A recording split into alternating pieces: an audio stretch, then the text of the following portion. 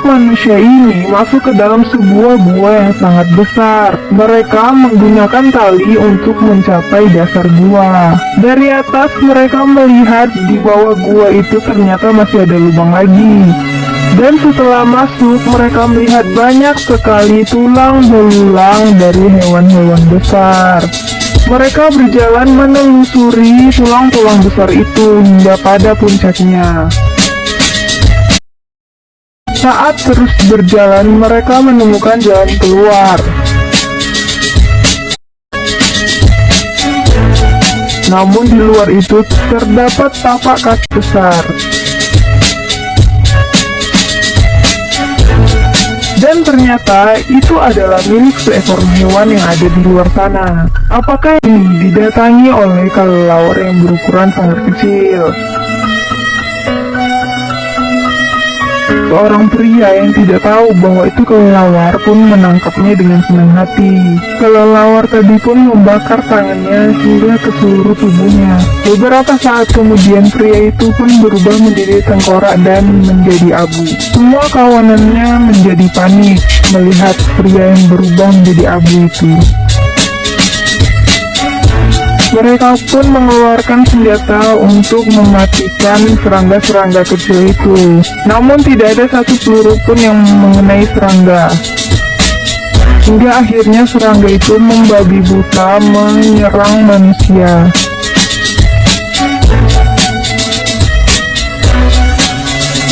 Hewan besar yang bergerak membuat salju turun sangat lebat. Kelompok manusia ini pun berlari untuk menyelamatkan diri.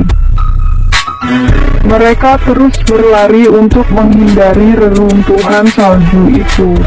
Namun beberapa dari mereka tidak dapat menghindari salju itu.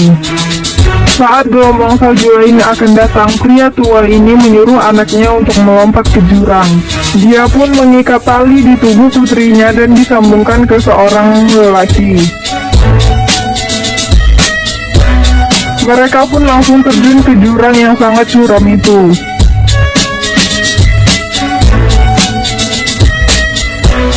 Mereka terjun bebas tanpa henti hingga akhirnya berada di ujung kematian. Bagaimanakah nasib mereka selanjutnya? Pria dan wanita berada di ujung kematian. Mereka tergantung di ujung es yang sangat beruncing. Karena terlalu sering bergerak, tali yang menahan mereka pun sudah ingin putus. Hingga pada akhirnya mereka mengucapkan salam perpisahan terakhir. Tali itu pun putus dan mereka terjatuh ke bawah jurang yang sangat dalam. Namun tak disangka pria dan wanita ini beserta rombongannya selamat dari kejaran maut. Mereka pun menangis terharu karena mereka selamat dari jatuhnya jurang yang sangat dalam. Pria tua ini membawa anaknya dan rombongannya menuju sebuah gua yang sangat misterius. Di gua ini terdapat menara yang sangat tinggi yang hanya diterangi oleh sebuah api. Pria ini pun memaksa putrinya dan seorang lelaki untuk masuk ke dalam gua tersebut. Dan saat mereka masuk, tiba-tiba sebuah cahaya yang sangat terang menerangi mereka. Tiba-tiba saja bebatuan yang ada di gua tersebut terbang hingga ke atas. Sebuah cahaya yang sangat terang pun menyinari dari dalam gua hingga ke langit. Dari pintu cahaya itu keluar seperti arwah-arwah yang berterbangan. Dan ada banyak manusia-manusia berbayangan biru memenuhi gua.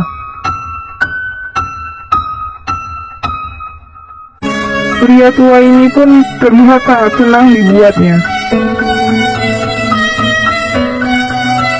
Hingga suatu ketika gua tersebut terlihat ingin runtuh.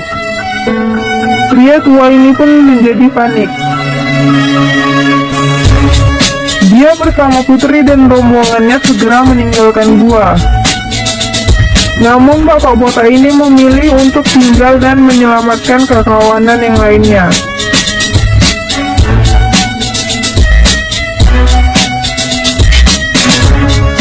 Dan akhirnya Pak Botak pun harus mati karena serangan dari kelelawar. Tubuhnya seketika dipenuhi api dan dia pun meninggal. Satu ledakan besar membuat Pak Tua dan anaknya terlihat sangat terkejut.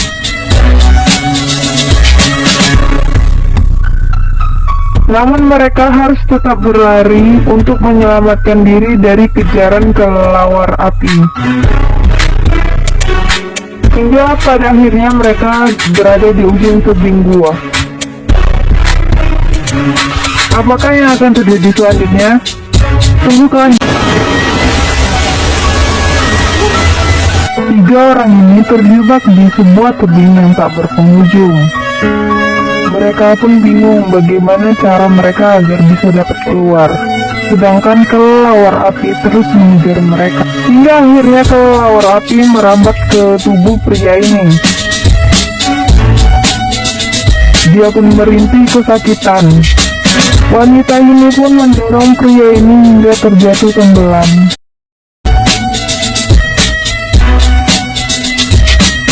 Wanita tadi pun ikut menyusul laki yang jatuh. Saat mereka sedang berdua, tiba-tiba seekor monster besar melewati mereka. Wanita itu pun tenggelam tak berjejak. Tiba-tiba monster itu muncul dan memperlihatkan wanita yang tengah digigitnya. Pria ini hanya bisa menangis di dalam air melihat wanita yang ia cintai telah digigit oleh monster. Dia pun mencoba menggapai wanitanya namun tidak bisa.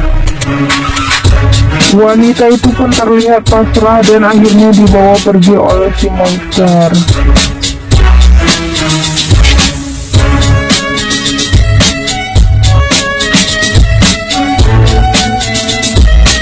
Sedangkan si pria berhasil selamat dari mautnya.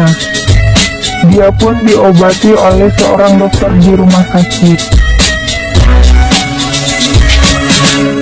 Dia hanya bisa melihat foto kenangan terakhir mereka.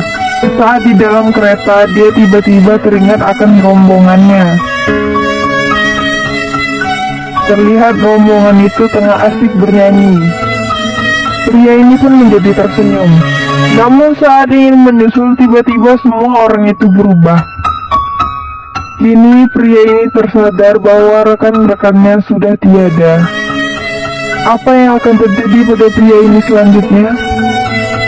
Pria ini terlihat sangat kesakitan dengan api biru yang berada di belakang tubuhnya. Temannya pun mencoba memadamkan api itu namun tidak bisa. Seketika temannya itu pun dilemparkannya. Api itu semakin besar menguasai tubuhnya, hingga dia menghentak meja dan semua barang-barang menjadi terbang. Bahkan temannya pun ikut terbang. Si Pak Botak ini seperti biasa saja melihatnya. Dia pun menurunkan barang-barang itu dengan satu tangannya.